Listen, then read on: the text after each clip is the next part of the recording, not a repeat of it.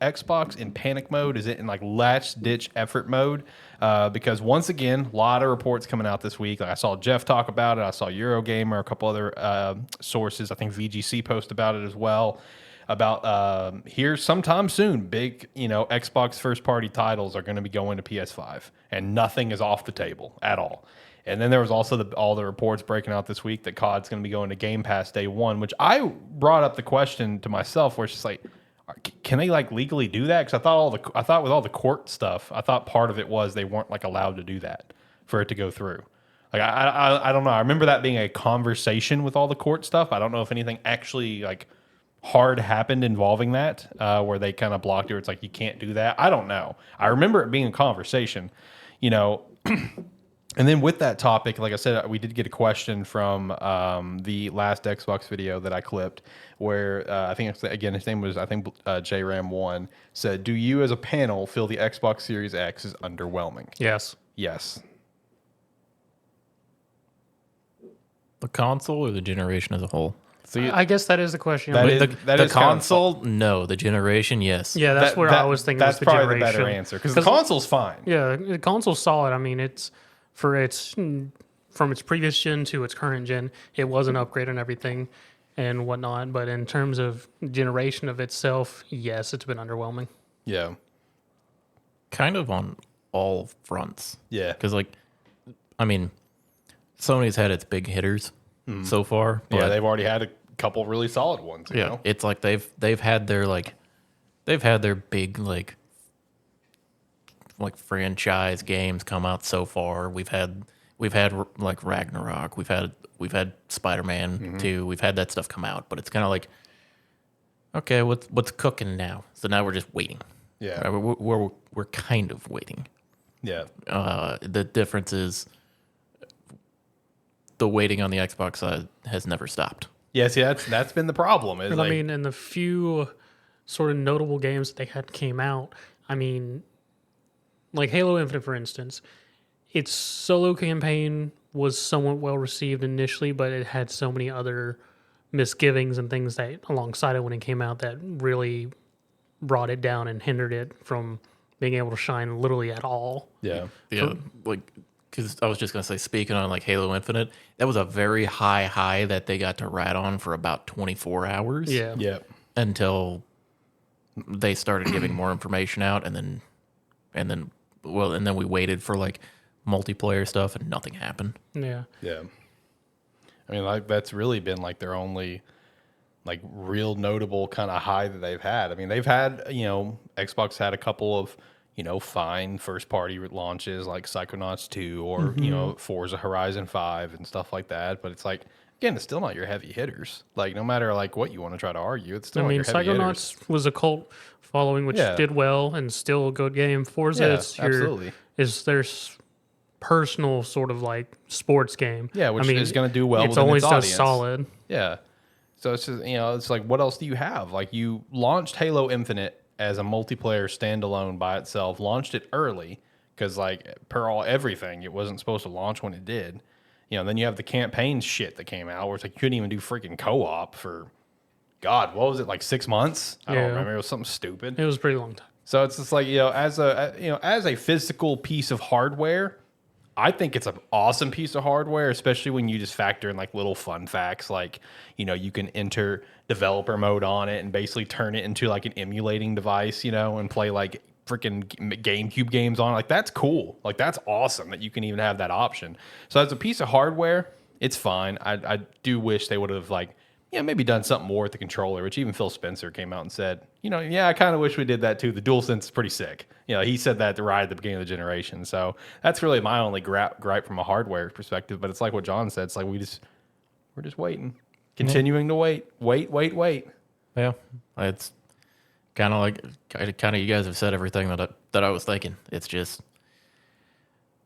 and then kind of speaking on the other part of it, are they on their last ditch efforts? Yeah, it's hard to say right now because it kind of in a way ties into some of what we talked about last week. Yeah, with they've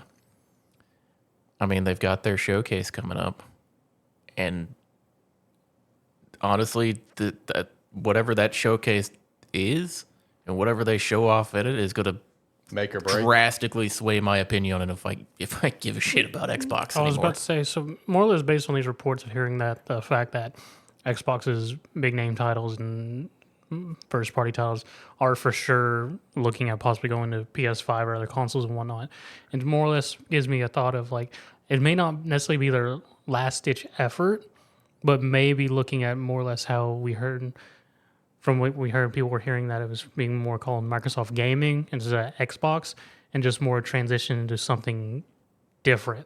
Still slightly gaming related, but not as big as focus on first parties and doing what Phil Spencer's always done of Play anywhere. play anywhere and focusing more of a just gathering up developers and getting all their stuff on as much as they can be on.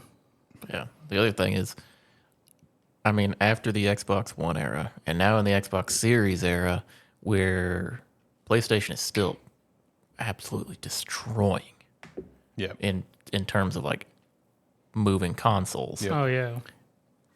I mean, after essentially almost 2 generations, you got to look at it and be like, we kind of have to at this point. Mm-hmm. Like they kind of have to move it over, try to get some of their big names. It was like these will only ever be on Xbox. It's like, well, nobody's buying an Xbox, so we got to send them out to someone else, to the other company, so that people can actually play it. Let me ask you, with that sort of mindset, like, do you think they could, like, we'll use Halo as the example. Like, let's say they move Halo Infinite to PS5. Do you think that could be a possibility? And then when the next Halo comes out, it goes back to being Xbox only and just try to get people interested in the IP kind of thing, or re-interested in the IP or something? Like, or do you see this like just being permanent, where it's just like Halo Infinite comes to PS5? Well, guess what? The next Halo is going to be on the PS5 or the PS6 as well. I feel like it's more or less what I was saying, more or less a thing of seeing where they're going with this. Because, I mean, if they are for sure wanting to do sort of a stance change on that, it would be weird for me, in just my mind, if they went, so yeah, Halo's out on everything else, and Infinite now 6 is going to be an exclusive again. I mean, I could see it maybe being exclusive for a limited time, but I feel like if once they start this precedent of anything could go to any console, they're going to go into it and put it on anything. No, in my personal opinion, they're gonna do Sony's thing, 6-month exclusive to Sony, like the way Sony does like PC stuff. Mm-hmm. We've had 2 games ever come out day and date on like PlayStation and PC. Mm-hmm. They don't do that. They make you buy it on their console, and then they release it 6 months to a year later to everything else. That's probably what will happen. And that makes the most sense. It has served them very well. Yeah. So, I mean, if they are sitting over there at Xbox and going, well, Sony's been doing good, why don't we just do what they did? Yeah. I mean, why not? Right. And yeah, you could give them Halo Infinite and then just do the same thing where it's like, okay, well, the next Halo game, it will come out on whatever the PlayStation console is at the time. It'll be there. It'll just be 6 months. So if you want to jump in immediately and play with your friends, come over to Xbox. Mm-hmm. I will also say, like, just from like kind of the vibe that I have around this conversation and seeing people's conversation around, like, insiders or reports or whatever, like, I really do get the vibe that, because I know you said, John, for this showcase, it will kind of make or break on if you give a shit about Xbox or not. I really feel like this showcase and the rest of this year and this upcoming Call of Duty launch is like really a unbelievably massive defining moment for Xbox as a brand. Because, like, if they are going to go ahead and rock with Call of Duty on Game Pass day one, which I'm not going to sit here and say that I see it as a bad idea. Realistically, I don't think it is. It makes sense. They own the property now and everything, but based on all of their conversations, that wasn't going to be a thing. It was going to be sold. So I kind of see it as like, we have the showcase, they show off what they've been working on, we get some actual release dates, we get maybe some games come out this year, and then COD drops in October on Game Pass, and we'll see what kind of numbers that does for Game Pass subscribers. You know what I mean? Like, and if it's anything lackluster, if it's garbage, then I could see 2026 being a very interesting year for Xbox. You see, my point. Like, it's just like the vibe around this whole thing feels like this year is a defining year for this console and this brand. And like the topic of like Call of Duty going to Game Pass. Would that be beneficial to the average Game Pass person? Maybe. It's one of those things. It's like, how many times have you scrolled through Game Pass and you download something just because you were like, oh, I didn't know that was on here. It's like Plenty of times for me. I think you must be the exception over there. But yeah, it's like I'll scroll through and I'll see games and I'll check it out. I'll download it. I'll either download it on my PC or my Xbox, wherever I happen to see it. Or I'll see it and I'm like, okay, well let me look on the other, like on my console, and I'll download it there. But as we've kind of seen recently, pushing Game Pass numbers doesn't necessarily mean that Xbox is happy. Yeah. Yeah. It's like, it doesn't matter if they like hit the same numbers that have been hit with like previous COD games. It's like, okay, well that's all Game Pass numbers. And yeah, Game Pass numbers and actual purchase copies are not equivalent, especially in the eyes of Xbox. Right. I mean, they would like people to. I'm sure they love people playing on Game Pass, but it's one of those where I don't see that it necessarily makes the same sense as a lot of other games to go on Game Pass. Because at the end of the day, yeah, COD's not near as popular as it used to be. At least like the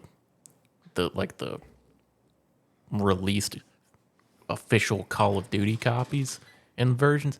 They're not. They may not be as popular as they used to be. They may not just like blow up immediately. They still do good numbers. Yeah. It's like people still want to play it because at the end of the day, it's still one of the best, like, just FPS experiences you can get, regardless of the stale gameplay loop or everything being fed into Warzone or something like that. At the end of the day, gunplay is fun. And that's what you want in FPS. Yeah. FPS fans are going to get their experience. So that's why it's always going to move. Man, a couple of things that I've thought about is just like when it comes to everything going on with Xbox, it's like two things. One, man, it really feels like Xbox never recovered from the Xbox One reveal, first off. And then two, man, Xbox 360 just feels like a fever dream at this point. It's like that was just lightning in a bottle that just worked out beautifully, and it's just been downhill ever since. Well, it's weird. It's weird to think about. It was the opposite thing in the Xbox 360 era. Sony made the weird decisions. Yeah, that's fair. And then kind of just we're like, okay, well, we made our bed. Let's lie in it for this generation. And then the next, it came around again, and instead of just still trying to recover that, they're just like, yeah, it is what it is. We'll get you next time. And they've just watched like Xbox flounder. Yeah. Instead of like trying to just move and focus on, or like be like, okay, we're gonna neutralize the damage as much as we can from the Xbox One, but focus on what comes next. They're just still in recovery mode. Yeah. And they've just never left. Yeah, they really haven't, man. I'm telling you, the reveal of the Xbox One, it feels like they've never recovered. The moment of the Xbox One being revealed by the former head, where it's just like you always have to be online and stuff, and everyone's just like, I don't like that. And that's super backlash. Yeah, and then he's just like, well, an alternative solution that we have is called the Xbox 360. It's like, oh my God, talk about nuking your own brand. Holy shit. And they've just never recovered from that, man. It's so weird to think about that one moment in history has, in my opinion, still led us to where we are today, where they've just never recovered. It's unfortunate. In terms of Xbox being in panic mode, I think yes, but I don't think it's like panic mode where they're going to nuke everything right now. Like I said, I feel like this year will be the defining year. The showcase will be a defining showcase. COD going to Game Pass, if it does, will be a defining moment to see if like if they get a large like increase of Game Pass subscribers, or maybe console sales or something like that. Because like in terms of console sales, it's not like outstanding, but I did see that with the recent apparent news, since the news popped that it was probably going to go to Game Pass, Series X's have started going up in sales. just recently, like on like Amazon and a couple other sites like that. It's gone from like, oh, people are just buying it to like, oh, this is hot. This is a hot item right now. This many has been sold in the last 24 hours, whatever. So who knows? This could save it. I don't know. Xbox is a shit show. I don't have a lot of faith. I don't We'll see. know why, but I thought like you were like, yeah, this item's hot right now. I'm like, oh, so they're probably getting close to Switch numbers for the month, even though every household owns 2 Switches. At least 2, if not 3. Xbox on a hot month still can't outsell Nintendo. Nope. A console that came out in 2017 can't outsell it. Not even close.